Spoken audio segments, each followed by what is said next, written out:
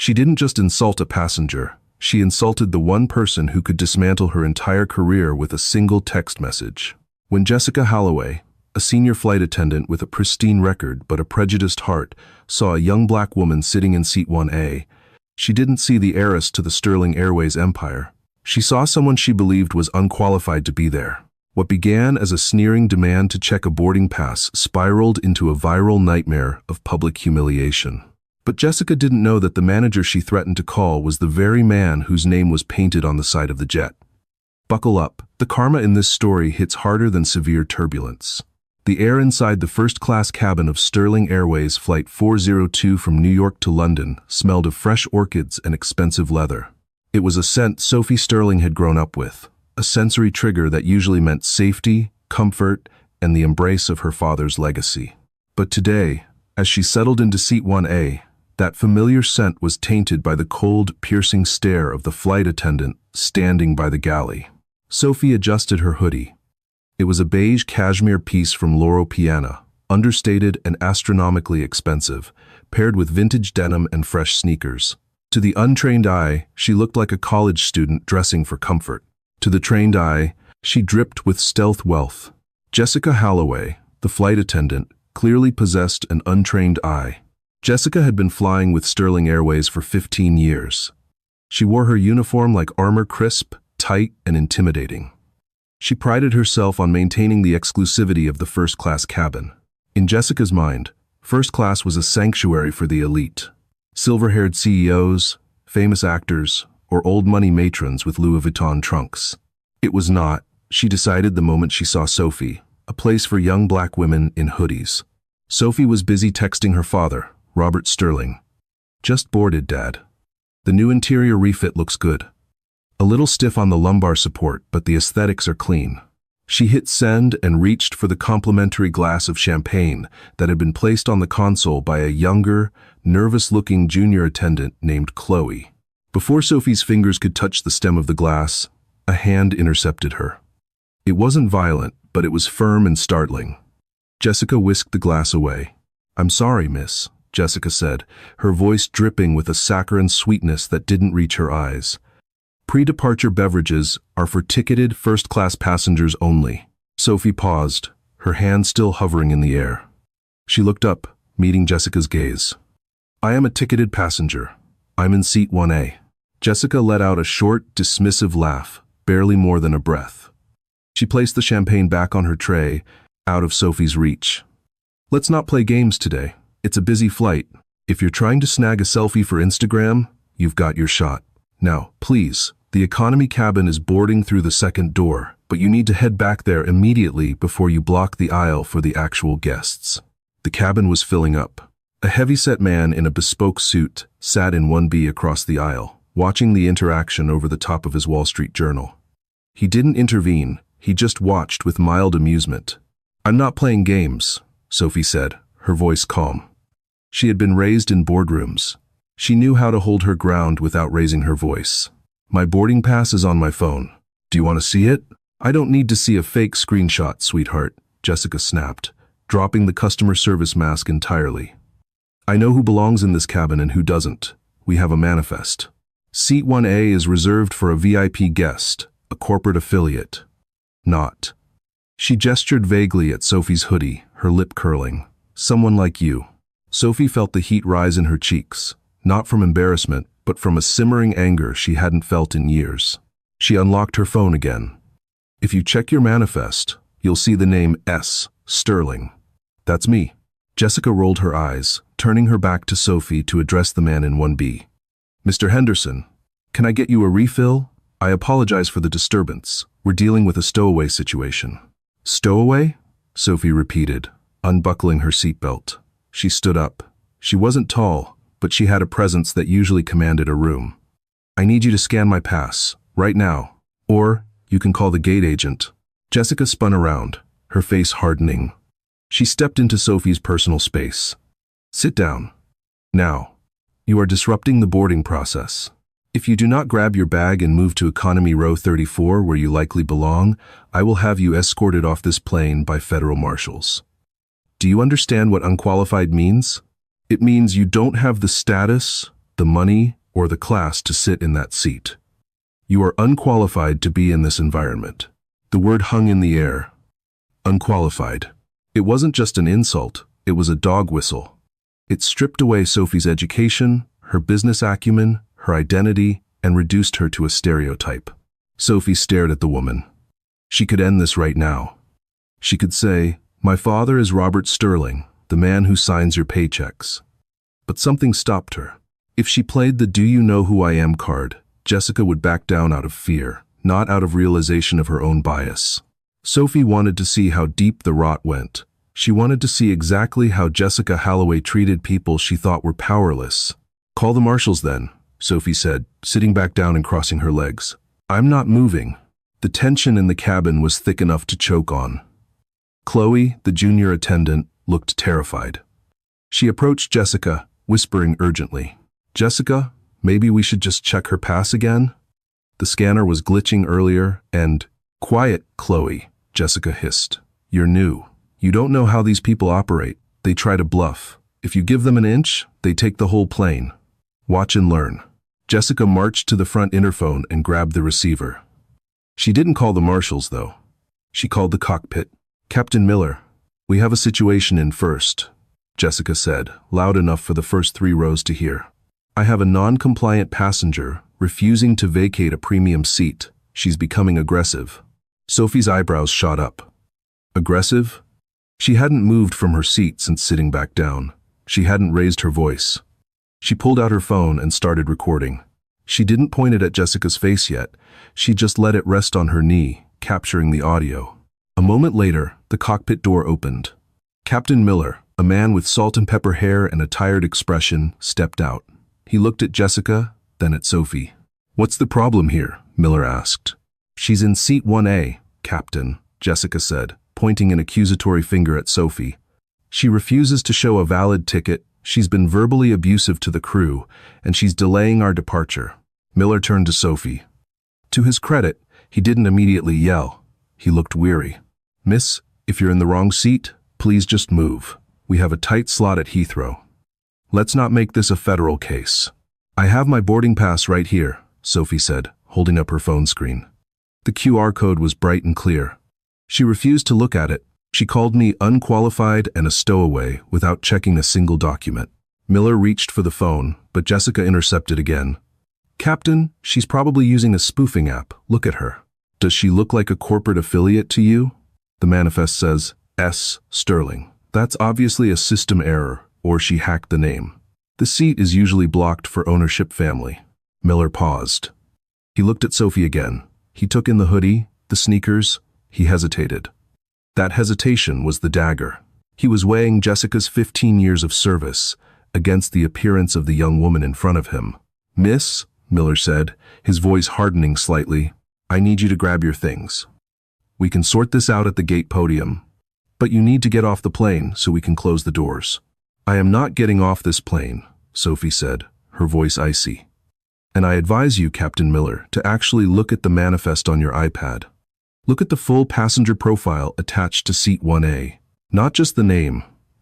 The status." "I don't have time for this," Jessica shouted. She turned to the rest of the cabin, addressing the wealthy onlookers. "Ladies and gentlemen, I am so sorry. We have a security risk on board. We are going to have to deplane everyone if she doesn't move." A collective groan went through the cabin. Mr. Henderson in 1B finally spoke up. "Oh, for heaven's sake, girl, just move to the back. You're ruining everyone's schedule." "Yeah, get out of here," another passenger from row 2 yelled. It was a mob mentality now. Jessica had successfully weaponized the other passengers against her. She smirked, a tiny, triumphant twitch of her lips. She had won. She had proven her power. Sophie stood up slowly. The phone in her hand was still recording. She looked at Jessica. "You want me off? Fine. But you're going to have to formally deny me passage. On the record, state the reason." Jessica stepped closer, her badge gleaming under the cabin lights. "Reason? Disruption of flight crew duties. Failure to comply with crew instructions. And frankly, suspicion of fraud. You don't belong here. Is that clear enough for you?" "Crystal," Sophie said. Sophie grabbed her leather weekender bag from the overhead bin. She didn't look defeated, she looked dangerous. She walked to the door, stopping right in front of Captain Miller. "You're making a mistake, Captain," she said softly. "I trust my crew," Miller replied, though he looked less certain now. Sophie stepped onto the jet bridge. The cool air of the terminal hit her. She didn't go to the gate agent to beg for a seat. She walked straight to a quiet corner of the waiting area, sat down, and stopped the recording on her phone. She opened her contacts. She scrolled past Mom, past her assistant, and tapped the contact labeled Dad, CEO. She didn't text this time. She called. "Sophie?" Robert Sterling's voice boomed through the phone. "I thought you were wheels up. Everything okay?" "No, Dad," Sophie said, her voice trembling slightly now that the adrenaline was fading. "I've just been kicked off, Flight 402. The flight attendant, Jessica Holloway, told the captain I was a fraud. She called me unqualified to sit in my seat. She rallied the cabin to scream at me until I left." There was a silence on the other end of the line. It was the kind of silence that usually preceded a corporate merger or a mass firing. "She did what?" Robert's voice was dangerously low. "She refused to check my ticket because I'm wearing a hoodie, Dad. She said Seat 1A is for VIPs, not people like me. They are closing the doors now." "Stay right there," Robert said. "Do not leave that gate. I'm in the London office, but I'm patching in the JFK station manager and the VP of operations right now." "And Sophie?" "Yeah? I'm grounding that plane." The heavy door of the Boeing 777-300ER thudded shut, sealing the cabin from the outside world. Jessica Holloway let out a long, dramatic exhale, leaning her back against the bulkhead in the forward galley. She smoothed the front of her uniform, checking her reflection in the polished metal of the coffee maker. She looked perfect. Unshakable. "God, that was exhausting," she muttered to Chloe, who was nervously arranging ramekins of warm mixed nuts. Chloe didn't make eye contact. Her hands were shaking slightly. "Do you think we should have just scanned her phone, Jessica?" She seemed really sure. Jessica scoffed, grabbing a bottle of water and cracking it open. "Chloe, listen to me. You're young. You haven't seen the scams I've seen. People buy fake boarding pass templates on the dark web for $5. If I had scanned that phone, it probably would have crashed our system or come up as invalid, and then we'd have spent another 20 minutes arguing. I made an executive decision to protect the integrity of the cabin. Mr. Henderson in 1B? He spends $50,000 a year with us. That girl in the hoodie? She probably spent $50 on a fake app. You have to know who your real customers are. Flight attendants. Prepare for departure and cross-check." Captain Miller's voice came over the PA system. Jessica straightened up. "Showtime. Put a smile on, Chloe. We saved the day." The aircraft pushed back from the gate. The familiar hum of the GE-90 engines vibrating through the floor usually relaxed Jessica.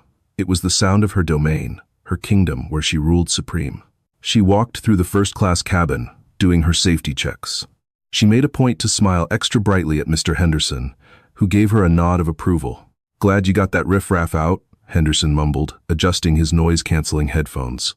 "Airline standards have really dropped lately." "Not on my watch, Mr. Henderson," Jessica replied, winking. "Not on my watch." The plane taxied toward the runway.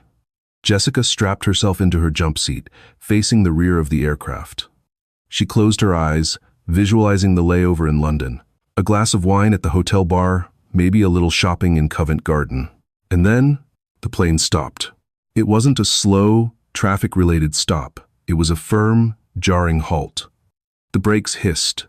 The momentum threw Jessica forward against her harness. She frowned. They were in the middle of the taxiway. A moment later, the chime rang. Ding-dong. The specific chime that meant the cockpit was calling the lead flight attendant. Jessica unbuckled and picked up the interphone. "Cabin." Jessica speaking. "Jessica, we're returning to the gate." Captain Miller's voice sounded tight, strained. "Returning?" Jessica felt a spike of irritation. "Did we miss a bag?" "Don't tell me it's a mechanical." "No," Miller said. "Operations ordered a hard return. Immediate. They canceled our takeoff clearance." "Why?" "They didn't say. Just that it came from the top. Secure the cabin." Jessica hung up, confused. The top usually meant the duty manager at the airport. It was annoying, but standard bureaucracy. She stood up and addressed the cabin. "Ladies and gentlemen, I apologize, but it seems we have a minor administrative issue to sort out. We will be returning to the gate briefly. Please remain seated." A groan rippled through the first-class cabin. Mr. Henderson slammed his newspaper down. As the plane lumbered back toward Terminal 4, the atmosphere in the cockpit was far more volatile. Captain Miller was staring at the ACAR's screen, the digital messaging system used to communicate with the ground. A new message had printed out, the thermal paper curling onto the center console. It wasn't from the JFK dispatcher. It wasn't from air traffic control. The header code was CORPEXEC001. Miller had been flying for 20 years. He had never seen that code. It was the digital signature of the executive office of the CEO. The message was short, brutal, and all caps. Command: immediate RTG, return to gate, do not depart. Law enforcement and station manager dispatched to aircraft. Secure flight deck. Await boarding party. Ref. Incident 402A. Miller's hands felt cold. Incident 402A, he whispered to his first officer, a young man named David who looked equally pale. "That's us. What just happened back there?" "The girl," David said quietly, "the one Jessica kicked off. You don't think?" "No," Miller shook his head, trying to convince himself. "She was just a kid in a hoodie. Jessica said she was a stowaway." "Did you check the manifest, Cap?" David asked. "Like, the detailed view? The one we usually ignore?" Miller hadn't. He had trusted his lead flight attendant. With a sinking feeling in his gut, he tapped the iPad mounted to his left. He pulled up the passenger list for Flight 402. He scrolled to Seat 1A. It showed the name Sterling, S. He tapped the name to expand the profile. Usually, it would show frequent flyer miles or meal preferences. This time, the profile background was black with gold lettering. A banner across the top read, Sterling Family Trust. Board member. Lifetime status. Royal key. And under emergency contact, Robert Sterling, father, CEO. Miller felt the blood drain from his face so fast he grew dizzy. He looked out the cockpit window. They were approaching the gate. But the jet bridge wasn't the only thing waiting for them. 3 black SUVs were parked on the tarmac, right next to the gate stand.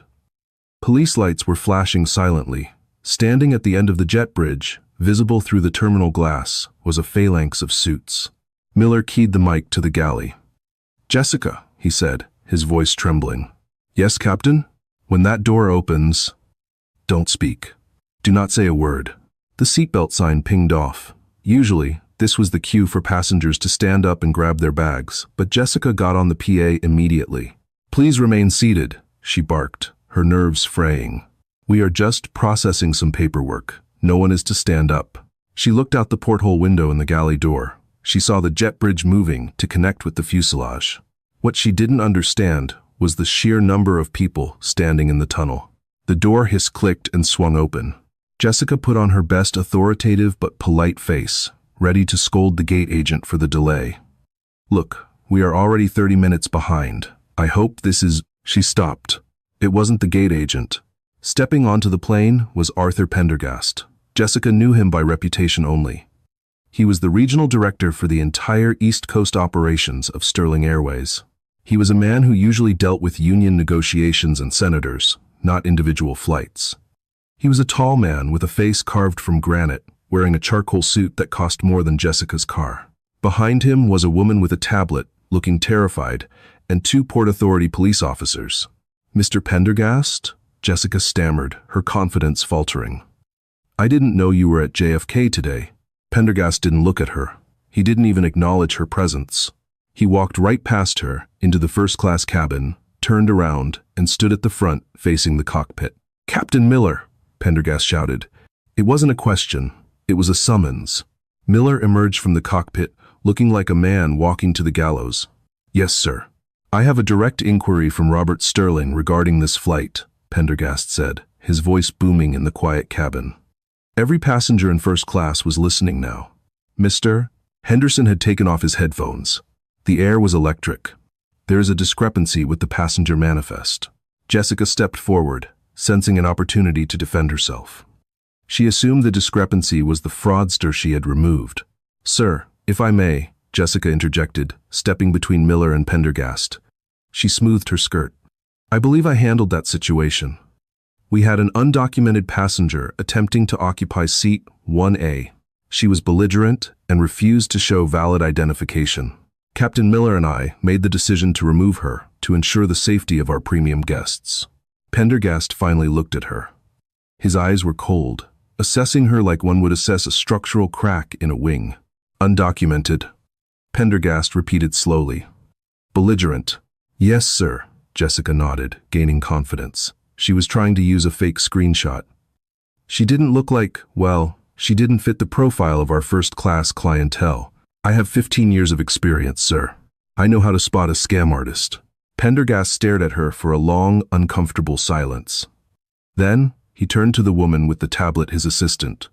Miss Davis, please read the profile associated with seat 1A.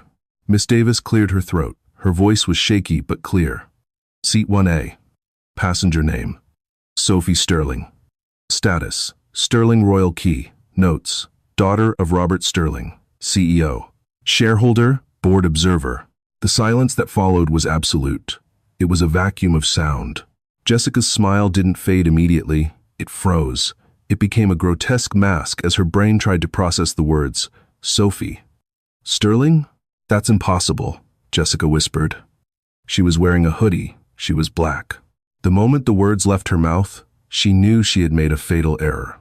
Pendergast's face darkened. The temperature in the cabin seemed to drop 10 degrees. Excuse me? What does her race or her clothing have to do with the validity of a digital boarding pass? I didn't mean. Jessica backpedaled, her hands coming up defensively. I just meant. She didn't look the part. She was rude. She refused to show her ticket. We have the cabin audio logs. Miss Holloway. Pendergast cut her off. The new aircraft are equipped with ambient recording in the galley for liability purposes. We can pull the tape. Did she refuse? Or did you refuse to look? Jessica couldn't speak. Her throat had closed up. Pendergast turned back to the open door of the plane. He gestured to someone waiting in the jet bridge. Please, come in. Sophie walked back onto the plane. She still had her bag over her shoulder. She was still wearing the Loro Piana hoodie. But this time, she wasn't alone. She was flanked by the VP of Customer Experience, a woman who looked like she was about to have a heart attack from stress. Sophie walked past Jessica without looking at her. She didn't sneer. She didn't gloat. She simply walked to seat 1A, placed her bag in the overhead bin, and sat down. She buckled her seatbelt, then looked up at Pendergast. I'm ready to go to London, Arthur, Sophie said calmly.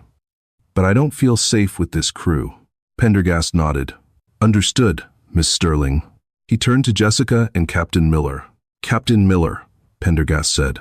You failed to verify the manifest and blindly followed a discriminatory judgment call. You are relieved of duty. Pack your flight bag and leave the aircraft. Miller closed his eyes, defeated. Yes, sir. Pendergast then turned to Jessica. She was trembling now, tears welling up in her eyes, not of remorse, but of terror. Miss Holloway, Pendergast said, his voice low and dangerous. You are not just relieved of duty.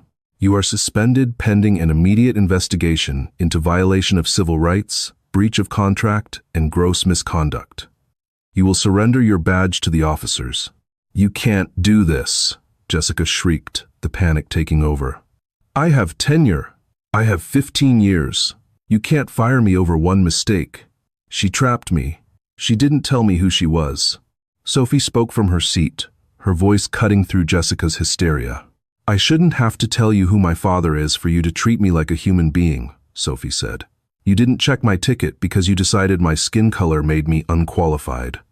That's not a mistake, Jessica. That's a worldview, and it has no place on this airline. Escort her off, Pendergast signaled to the police officers. No, this is unfair. I'm a senior attendant. Jessica was screaming now as the officers took her by the elbows. She looked around the cabin, seeking allies. She looked at Mr. Henderson in 1B. Help me. You saw it. She was disruptive. Mr. Henderson, realizing the gravity of the situation and which way the wind was blowing, picked up his Wall Street Journal and snapped it open, hiding his face. He said nothing. Jessica was dragged down the aisle, her heels scuffing against the carpet she had so proudly patrolled moments ago. As she passed the economy cabin, Heads turned. Passengers whispered. The queen of the cabin was being hauled off like a criminal. When she was gone, Pendergast turned to the cabin. Ladies and gentlemen, on behalf of Sterling Airways, I apologize for the delay and the display. We are bringing in a reserve crew immediately. We will be underway in 45 minutes. All drinks and meals on this flight will be complimentary for every passenger on board, in all cabins. He looked at Sophie. Anything else, miss? Sterling? Sophie looked at Chloe, the junior attendant who was cowering in the galley, looking like she wanted to melt into the floor. She stays, Sophie said, pointing to Chloe. Chloe looked up, eyes wide. She tried to stop Jessica, Sophie said. She wanted to check the ticket. She was just scared. Don't fire her. Promote her. She's the purser now. Pendergast nodded. Done. He walked over to the terrified junior attendant. Congratulations, you're the lead flight attendant for this sector. A reserve captain is on the way. Pendergast exited the plane. The door remained open, waiting for the new pilot. The cabin was silent, save for the soft hum of the air conditioning. Sophie put her headphones on. She didn't look triumphant. She just looked tired. She texted her dad one word. Handled. But the story wasn't over. Jessica Holloway wasn't the type to go quietly. As she sat in the holding room of the airport police station, stripped of her badge, seething with a mix of humiliation and delusional rage, she made a decision. She wouldn't apologize. She would fight. She would go to the press. She would spin this. She pulled out her phone and opened Twitter. Just was fired by Sterling Airways for refusing to bow down to a privileged brat who refused to show ID. The woke mob is coming for honest workers. Justice for Jessica. She hit send. She had no idea that she had just lit the fuse on a bomb that would destroy whatever was left of her life. Jessica Holloway sat in the corner booth of the Tarmac Tap, a dimly lit bar just outside the security perimeter of JFK. A glass of cheap Pinot Grigio sat sweating on the sticky table in front of her, but her attention was entirely consumed by the blue glow of her smartphone. Her thumb moved like a piston, refreshing her notifications. When she had posted the tweet, "Just was fired by Sterling Airways for refusing to bow down to a privileged brat," she had expected a few likes from her friends and maybe a sympathetic comment from her union rep. She hadn't expected an avalanche. In the 2 hours since she had been escorted off the plane, her tweet had garnered 40,000 likes and 12,000 retweets. The comments were a dopamine drip of validation for her bruised ego. Stay strong, Jessica. These entitled kids think they own the world. Boycott Sterling Airways. Justice for the working class. This is what happens when companies go woke. They fire experienced staff to please snowflakes. Jessica took a large gulp of wine, a smug smile spreading across her face. She wasn't a villain. She was a martyr. She had spun the narrative before the airline even had a chance to issue a press release. She was controlling the story. Her phone buzzed with an incoming call. It was a number she didn't recognize. Hello? Is this Jessica Holloway? A slick, fast-talking voice answered. This is Greg Vance from the Daily Patriot. We saw your tweet. We'd love to get an exclusive interview. We can have a camera crew at the airport in 20 minutes. We want to hear your side of the story about this unruly passenger. Jessica sat up straighter, fluffing her hair. Well, I don't know if I should speak legally. Jessica, the airline is going to try to bury you, Vance pressed. You need to get your truth out there first. Did she assault you? Did she threaten you? Jessica hesitated. Sophie hadn't assaulted her. Sophie hadn't even raised her voice. But in Jessica's mind, the humiliation she felt was an assault. The way Sophie had looked at her with that calm, icy superiority felt like a threat. She was aggressive. Jessica lied. The alcohol making the fabrication easier. She threatened my job. She said she knew people. It was terrifying. Perfect, Vance said. Meet us at the arrivals curb. Let's make you a star. 30,000 feet over the Atlantic, the atmosphere in the first-class cabin of Sterling Flight 402 was somber. The new crew was efficient, polite, and terrified. They walked on eggshells around seat 1A. Sophie Sterling wasn't asleep. She was connected to the onboard Wi-Fi, watching the disaster unfold in real time. She scrolled through Twitter, X. She saw Jessica's tweet. She saw the hashtags number boycott Sterling and number fire the brat. She saw people who didn't know her, people who had never met her. calling her names that made her stomach churn. They called her a diversity hire, a spoiled affirmative action princess, and worse. She felt a hand on her shoulder. It was Chloe, the newly promoted lead flight attendant. "Miss Sterling?" Chloe whispered. "I brought you some tea. Chamomile. It helps with stress."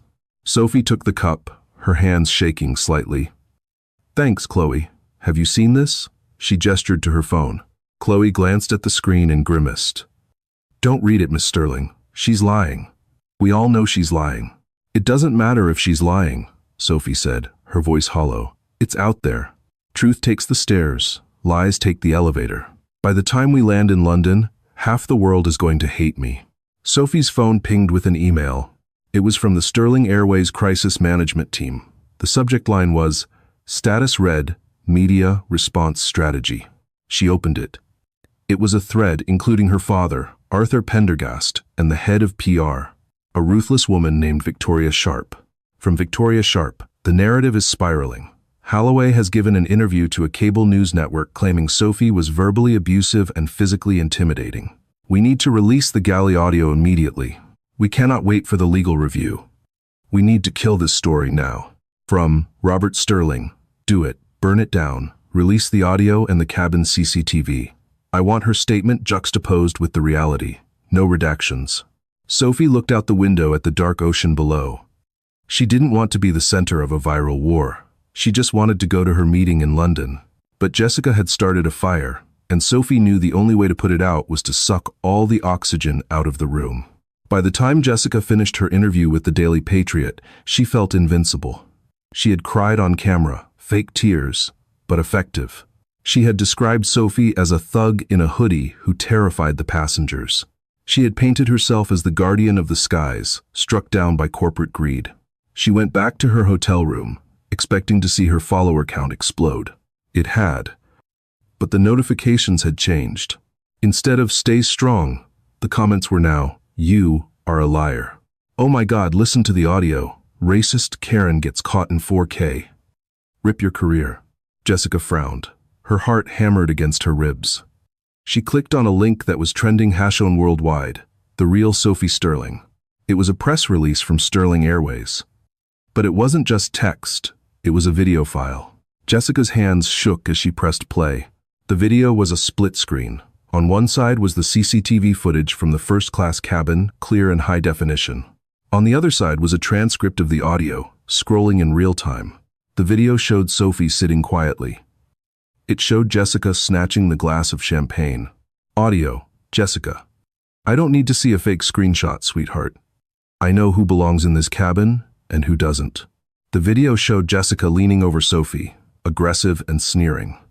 It showed Sophie remaining seated, calm. Audio, Jessica. "Do you understand what unqualified means? It means you don't have the status, the money, or the class to sit in that seat." Then, the kill shot. The clip from the cockpit. Audio, Jessica. "She's becoming aggressive. She's a stowaway." The video clearly showed Sophie sitting in silence while Jessica screamed into the phone. The internet, which had been so ready to defend the working-class hero, turned on a dime. The deception was too blatant. The racism was too explicit. Jessica dropped her phone on the bed as if it were burning hot. She backed away from it. "No," she whispered. "No, that's not how it happened. They edited it. They doctored it." But deep down, she knew. That was her voice. That was her malice. And now, millions of people were listening to it. The phone started ringing. It wasn't the news crew this time. It wasn't her friends. It was her union representative. Jessica picked it up, desperate for an ally. "Steve? Steve, you have to help me. They released a fake video. We need to sue." Steve's voice was ice cold. "Jessica, I've just seen the footage. I've just heard the tapes. It's out of context. There is no context where calling a calm passenger unqualified based on her appearance is acceptable," Steve said.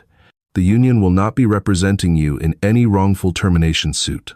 You violated the code of conduct, the discrimination policy, and federal aviation safety protocols by lying to the captain about a security threat. You're on your own, Jess." The line went dead. Jessica stared at the wall. The silence in the hotel room was deafening. She wasn't a martyr anymore. She was a pariah. 3 weeks later, the rain in New York was relentless, matching the gloom inside the small, cramped office of Miller and Associates, a law firm situated above a dry cleaner in Queens. This was a far cry from the high-rise corporate legal teams Jessica was used to seeing. This was all she could afford. Jessica sat opposite Barry Miller, a lawyer whose suit was ill-fitting and who smelled faintly of old coffee.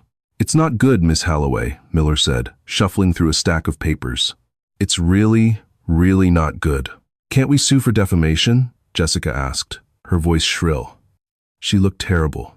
She hadn't slept in weeks. She had lost weight. The dark circles under her eyes were bruised purple. "They released my private employee records. That video ruined my life. I can't even go to the grocery store without people staring at me." "Sterling Airways didn't release your employee records," Miller corrected her, peering over his glasses. "They released security footage from a public transport vessel to correct a materially false public statement you made. You went on TV, Jessica. You opened the door. You claimed Miss Sterling was aggressive. The video proved she wasn't. Truth is an absolute defense against defamation. They didn't defame you. They exposed you." He sighed and dropped a heavy binder on the desk.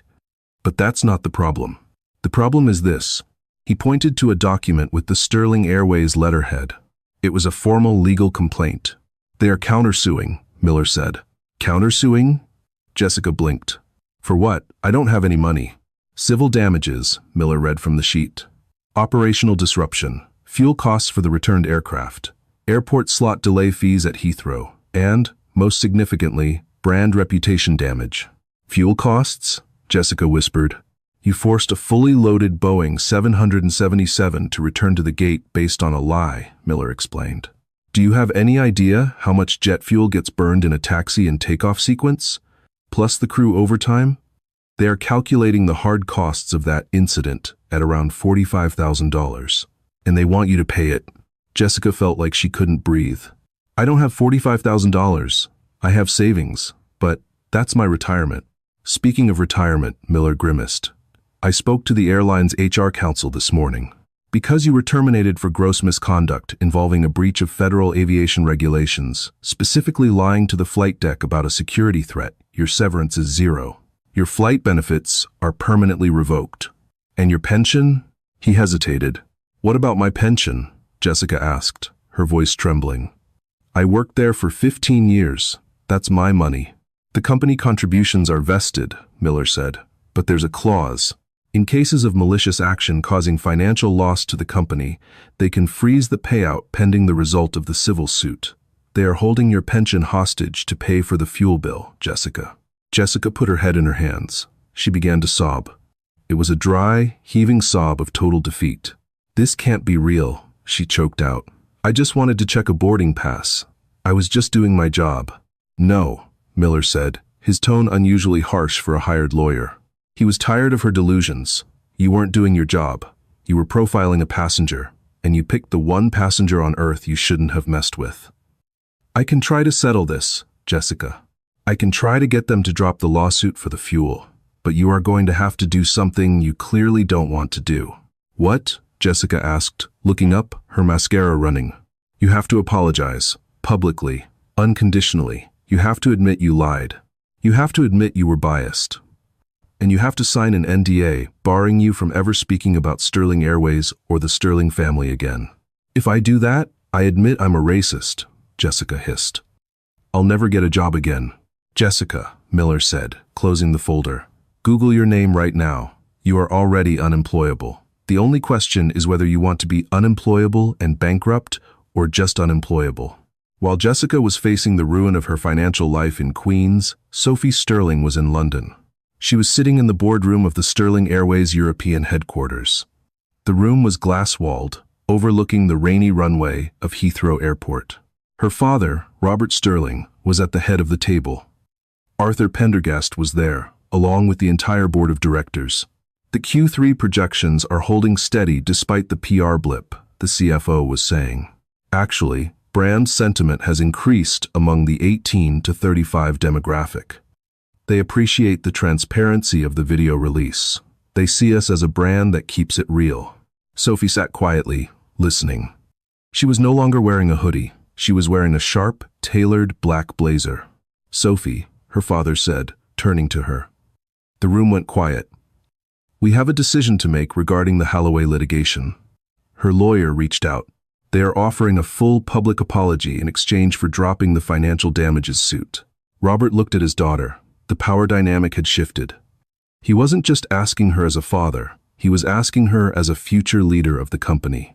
"It's your call," Robert said.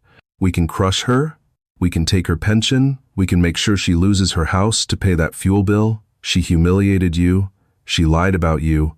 What do you want to do?" Sophie looked out at the planes, taking off, climbing into the gray sky. She thought about Jessica. She thought about the cruelty in Jessica's eyes that day. She thought about the powerlessness she would have felt if she hadn't been a Sterling.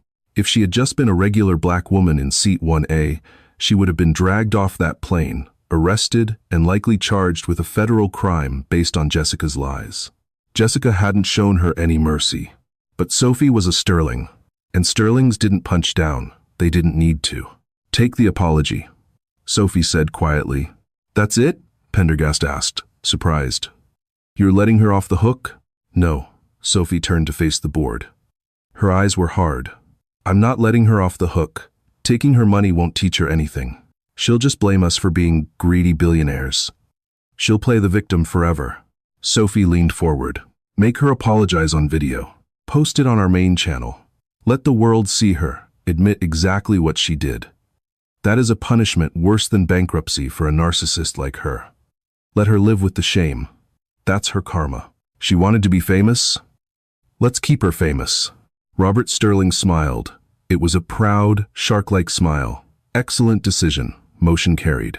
2 days later, the video dropped. It was a simple clip. Jessica Holloway, sitting in front of a white wall, looking broken. She read from a prepared statement. Her voice was flat, devoid of the arrogance she had flaunted on the plane. "I, Jessica Holloway, fully retract my previous statements regarding Sophie Sterling. Miss Sterling was not aggressive, nor was she a security threat. I targeted her based on my own biases regarding her appearance and age. I fabricated the events to justify my discriminatory actions. I apologize to Miss Sterling, the crew, and the passengers for my disgraceful conduct." The video played on Sophie's phone as she sat in the back of a black town car in London. She watched it once. She didn't smile. She didn't cheer. She just felt a sense of closure. The world knew the truth. She turned off her phone. "Driver," Sophie said, "take me to the airport. I have a flight to catch." "Sterling Airways, ma'am?" the driver asked. "Always," Sophie said. But the story had one final twist waiting in the wings. Because while Jessica had been neutralized, the culture that created her the silent complicity of people like Mr. Henderson in Seat 1A was still there. And Sophie wasn't done cleaning house yet. The Concorde room at Heathrow Terminal 5 was a sanctuary within a sanctuary. It was where the ultra-elite waited for their flights, sipping vintage Bordeaux and eating private dining meals away from the chaos of the main terminal. Sophie Sterling sat at a quiet table near the terrace, reviewing a dossier on her tablet. She wasn't just a passenger anymore. She was an active auditor. The Jessica incident had exposed a rot in the company culture, but Jessica was just the symptom. The disease was the environment that allowed her to feel comfortable acting that way. Sophie took a sip of sparkling water and looked up as a shadow fell across her table. It was Mr. Henderson, the man from Seat 1B, the man who had hidden behind his Wall Street Journal while Jessica screamed at her. He looked nervous. He was holding a glass of whiskey that trembled slightly in his hand. "Miss Sterling?" he asked, his voice thick with forced joviality. "I just wanted to say, I'm terribly sorry about what happened on the outbound flight. Dreadful business. That flight attendant? She was out of control. I'm glad you got it sorted." Sophie didn't smile. She didn't invite him to sit. She simply stared at him, her gaze dissecting him. "You're glad I got it sorted," Sophie repeated flatly. "Well, yes." "Of course," Henderson stammered, adjusting his tie. "I mean, if I had known who you were. If I had known it was you, I certainly would have stepped in." Sophie set her glass down with a sharp clink. "And that," she said softly, "is exactly the problem, Mr. Henderson." "I beg your pardon?" "You would have stepped in if you knew I was a billionaire's daughter," Sophie said. But when you thought I was just a random young black woman being harassed and threatened with arrest for wearing a hoodie, you didn't just stay silent. You told me to get out. You joined the mob." Henderson's face flushed a deep beet red. "Now, look here. It was a chaotic situation. I was trying to make my connection. I'm a Royal Key member. I spend a lot of money with this airline." "Not anymore," Sophie said. She tapped her tablet screen. "I was just reviewing the membership renewals for the upcoming fiscal year," Sophie said, turning the screen so he could see it. "It seems the membership committee, which I now chair, has decided to revoke your Royal Key status. Effective immediately." Henderson's jaw dropped. "You can't do that. I have 3 million miles. I'm a partner at Goldman & Associates. We reserve the right to terminate membership for conduct unbecoming of our brand values." Sophie recited the bylaws from memory.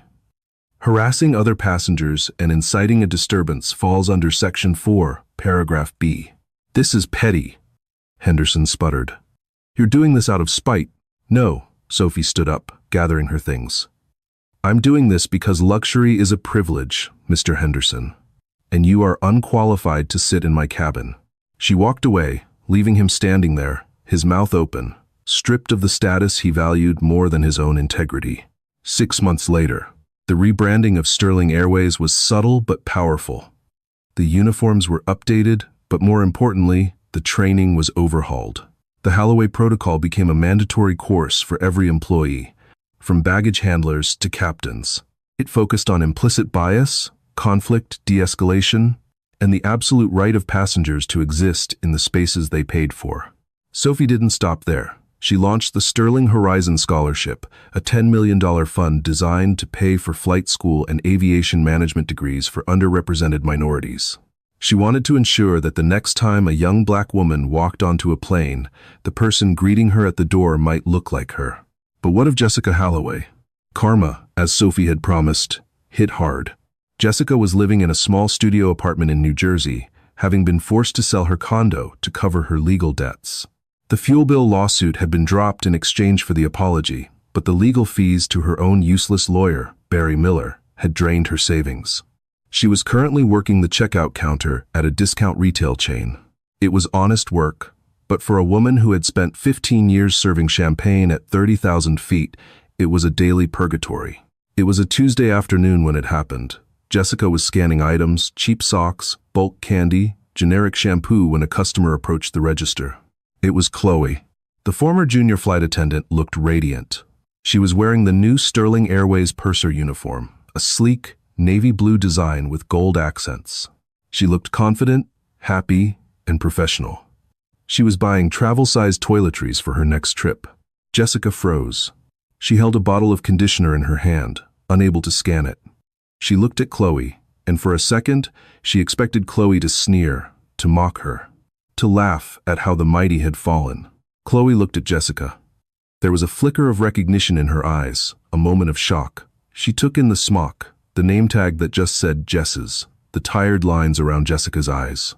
But Chloe didn't mock her. She didn't say a word. Chloe simply paid for her items, looked Jessica in the eye with a pity that burned worse than anger, and said, "Keep the change." She walked out of the store, the automatic doors sliding shut behind her. Jessica watched her go. She looked down at the few coins in her hand. The shame washed over her, hot and suffocating. She realized then that she hadn't just lost a job, she had lost herself. She was grounded, permanently, while the world she used to look down on flew on without her. Sophie stood on the tarmac at JFK, watching a new Boeing 787 Dreamliner push back from the gate.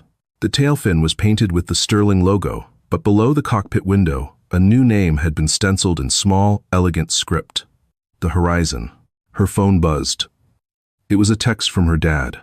"Board meeting in 10. You ready to take the chair?" Sophie smiled.